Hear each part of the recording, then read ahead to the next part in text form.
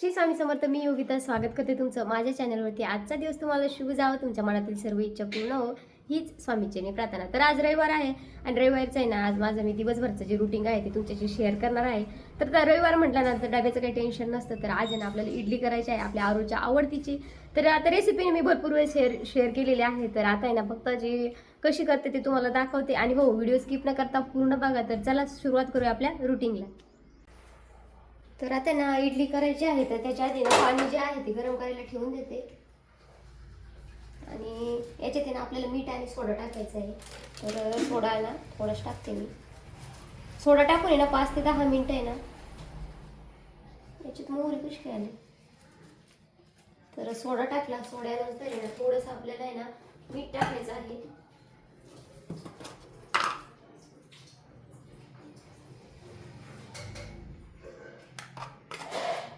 आणि हे ना मिक्सअप करून घ्यायचं.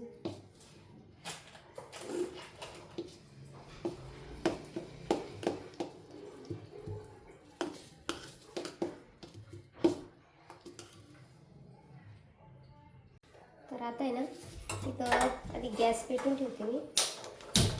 आणि ना याच्यामध्ये ना आपल्याला हे छान असं एक लिंबू टाकायचं आहे. आता लिंबू खराबच आहे बरं का जरासं, आपल्याला काय त्याच्याशी घेणं देणं नाही.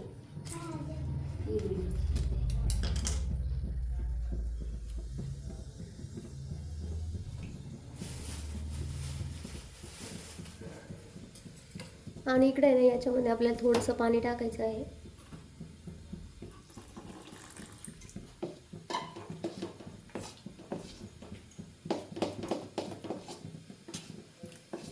हे बघा असं छान असं बॅटर तयार होतं. हे 5 ते 10 मिनिटं ठेवायचं आहे. गॅस कमी करते. आपला जे गॅसचं आहे ना काहीतरी झालेलं आहे, आपल्याला जुगाड करावं लागेल त्याला. तर बघा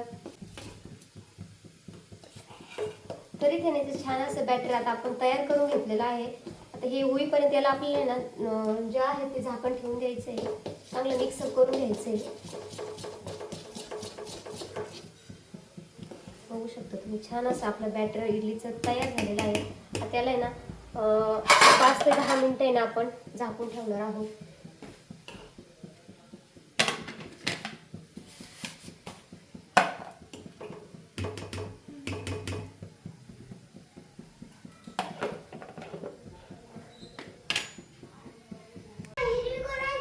हिरवी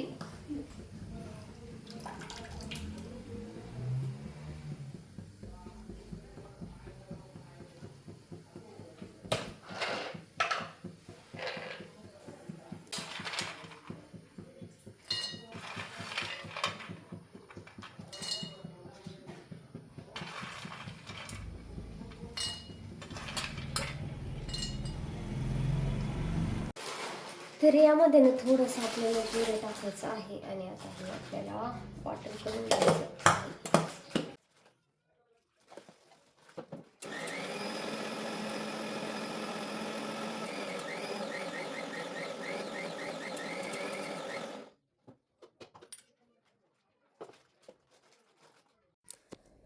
भाजीपोळी तर आपण रोजच बनवत असतो, पण कधीतरी ना मुलांना असं नवीन जर दिलं ना तर ते आवडीने खातात. तर इडली ना मी म्हणजे असं रविवारच्या दिवशीच काहीतरी असं वेगळं असेल तर असं आम्ही काही नाश्ता वगैरे काही करतच नाही.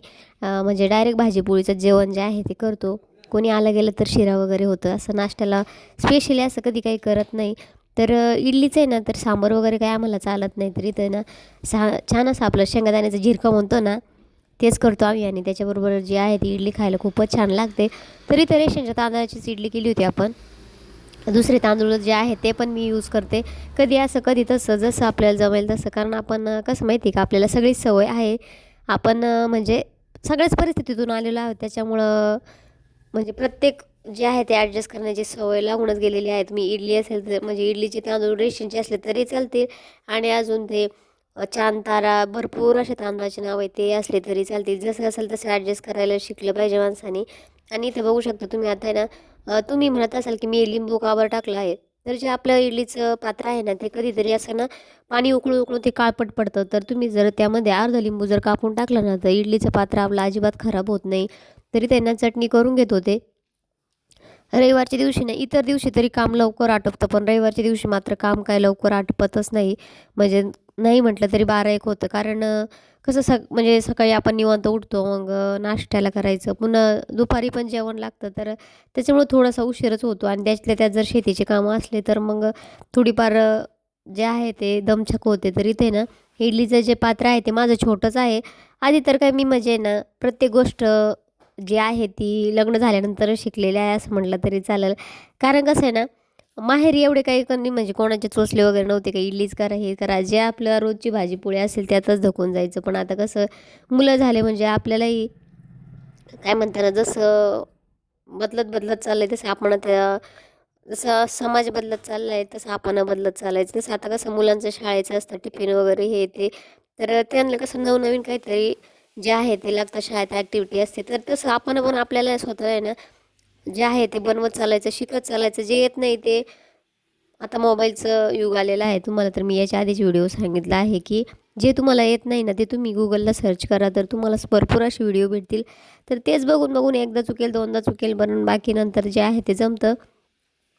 कोणती गोष्ट शिकल्याशिवाय येत नाही आणि येत नाही असं कधी म्हणायचं नाही. तर इथे ना इडली जे आहे ते मी ना दोन्ही पण इडलीचं पात्र लावून दिलं होतं आणि चटणी पण आता होत होती. तोपर्यंत त्यांनी इथं भांडे होते चहाचे वगैरे, तर दुधाचे पातेले वगैरे म्हटलं चला तोपर्यंत ना ते घासून घेऊ. असे कामं आटोपले तरच पटपट होतात. अजून मुलींचे केस वगैरे धुवायचे होते, तर भांडे वगैरे घासून घेतले. इडलीचं एक कुकर जे आहे ते काढून घेतलं, पुन्हा दुसरं कुकर लावलं आणि मग मुलींचे जे आहे ते डोके वगैरे स्वच्छ धुवून घेतले. कारण त्यांना केस वगैरे काय एवढं धुता येत नाही. तर बघा इथं आता इडलीचं एक पात्र झालेलं होतं. पण आता थंडी ना त्याच्यामुळं काही इडली म्हणावं अशी एवढी काही फुगली नव्हती, पण खायला एकदम टेस्टी झाली होती बरं का.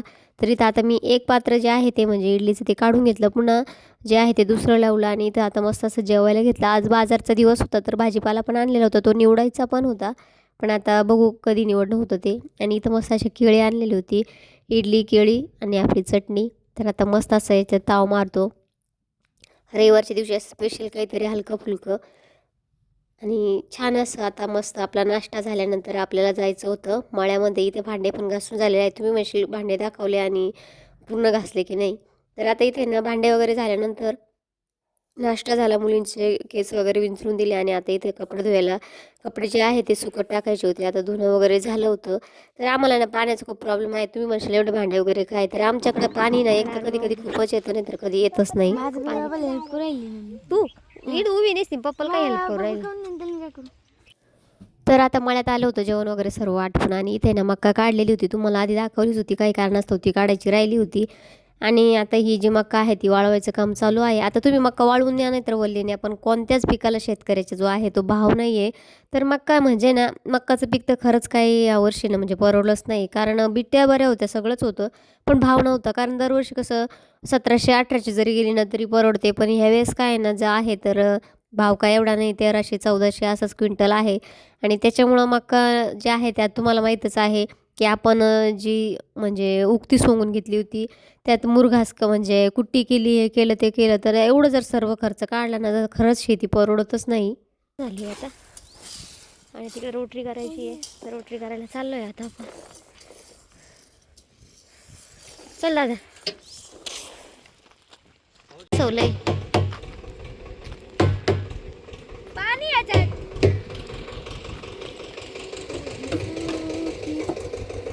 वाचावं लागेल ते थांब. तर हाय ना लसणाचा वाफा जो आहे तो निंदायचा आहे, तर एवढा निंदून घेऊ. हे गवत काढायचं. तर आमच्या काकांचं असं मत आहे की ती आपली आई आहे आणि तिला पडीत ठेवायचं नाही, तर तिच्या करायची म्हणून करायची, ती परवडो किंवा नाही परवडो असं त्यांचं मत असतं. आणि त्याच्यामुळं मग आहे ना ते म्हणजे ती आपली आई आहे तर तिला असं पडीत नाही ठेवायचं, जेवढं आपल्याच्याने होईल तेवढं करायचं. शेती ही अशी गोष्ट आहे का म्हणजे तिचा एवढा बारीक विचार नाही करावा लागत असं त्यांचं मत असतं. तर कधी कधी जुन्या माणसांचे असे विचार आहे ना, मग आपल्याला आहे ना जे आहे ते मोटिवेट करते की खरंच ते जर असे विचार करू शकतो तर आपण का नाही. तर शेती खरंच जर चांगलं जर बारीक-निरीक खर्च काढला किंवा आपलं जे आहे ती मोलमजुरी जर काढली ना, तर खरंच काहीच शिल्लक राहत नाही आपल्याला. आणि सगळ्या मजुरी जर आपली घरची असली तर कुठंतरी परवडते, पण सगळं जर करून घेतलं ना तर खरंच परवडत नाही. आणि आमचं बऱ्यापैकी काम आहे ना म्हणजे आम्ही करूनच घेतो. कारण सगळे एवढं कोणाला काय शक्यतो एवढी शेतीची कामं म्हणजे बारीक-निरीक एवढं शक्यतो जास्त मोठे-मोठे काम असले, मका सोंगायचं, कांदे काढाई, लावायचे, हे कामं नाही जमत. कोणतं गाणं गात होती?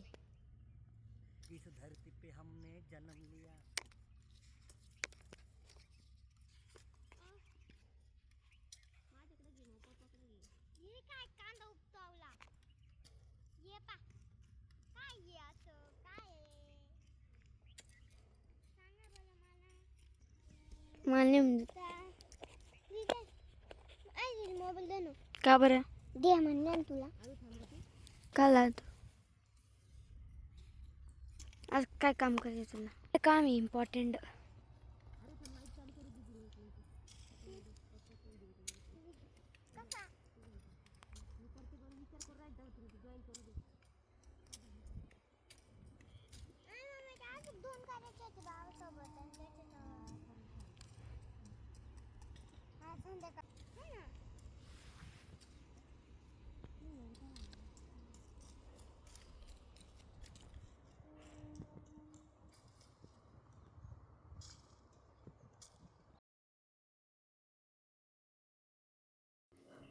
तर सुट्टी असले ना असं मुलींनाही मळ्यामध्ये नेतो. मग तिला त्यांना जे आहे ते बऱ्यापैकी थोडंसं काही करू लागतं, काही नाही करू लागत. पण त्यांनाही कळायला पाहिजे की कोणतं पीक कसं येतं, काय येतं.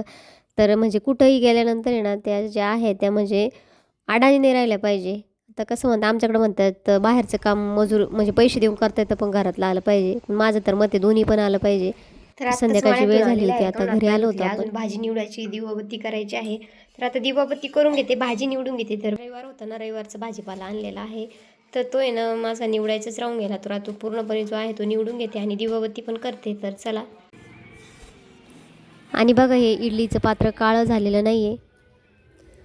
तर आता चहा वगैरे झाला आणि मग मस्त असं आहे ना आता भाजीपाला जो आहे तो निवडायला घेतला होता. कारण आता मेथीची भाजीच करायची होती आणि चहाचे भांडे वगैरे सर्व आटपले होते. आता म्हटलं चला मेथीची भाजी जी आहे ते आपण निवडून घेऊया. आणि आता मेथीची भाजीची रेसिपी काही तुमच्या शेअर करत बसत नाही, कारण मग व्हिडिओ खूपच जो आहे तो म्हणजे थोडीशी करते शेअर तर मोठा होईल. तुम्हाला नेक्स्टमध्ये दाखवतेच. तर मग मस्त अशा पोळ्या केल्या, मेथीची भाजी आणि मस्त असं रविवारचा दिवस पूर्णपणे असा बिझी गेला.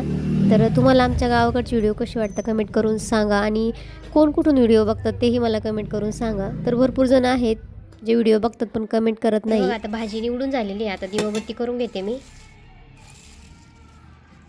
मस्त अशी दिवाबत्ती झालेली आहे संध्याकाळची आणि आता आहे ना दिवाबत्ती करून घेतलेली आहे आपली देवाऱ्या म्हणजे देवीच्या फोटो पुढे. तर आज चला स्वयंपाकाला बी तर आता दिवाबत्ती झालेली आहे, आता स्वयंपाक करते आणि मग नंतर तुमच्याशी व्हिडिओ जो आहे तो कंटिन्यू करते. आज आहे ना आपण मेथीची जी आहे ती रस्सा भाजी बनवणार आहोत. तर इथे मेथीची भाजी ना स्वच्छ अशी पाण्यात आपल्याला धुवून घ्यायची आहे आणि इथे ना लसूण नाही वाटायचं आपल्याला, फक्त शेंगदाणे मिरच्या आणि जे जिरं आहे ते त्याचं वाटण करून घ्यायचं आहे. तर आता मिरच्या शेंगदाणे आणि जिरं जे आहे याचं मी वाटण करून घेते.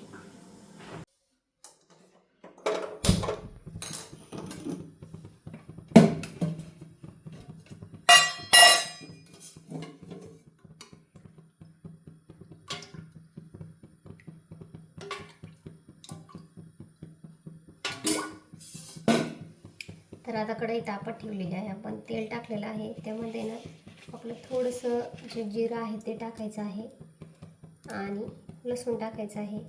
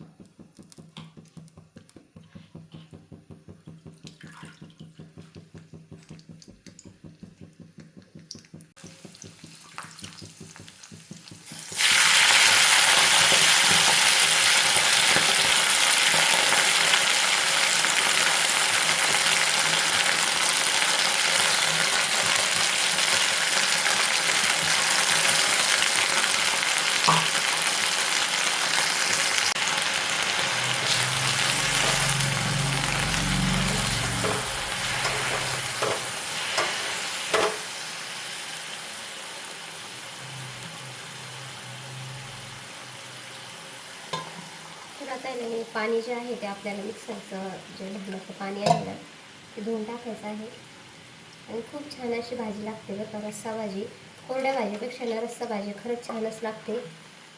तर आता आपल्याला ना थोडीशीच करायची आहे, तर त्याच्यामुळे जसं आपल्या घरात जसे म्हणजे मेंबर असतील ना त्या पद्धतीने आपल्याला इथं भाजी करायची आहे. तर कढाईवरती जाऊ नका बरं का, ती तळण्यासाठी केलेली कढाई आहे.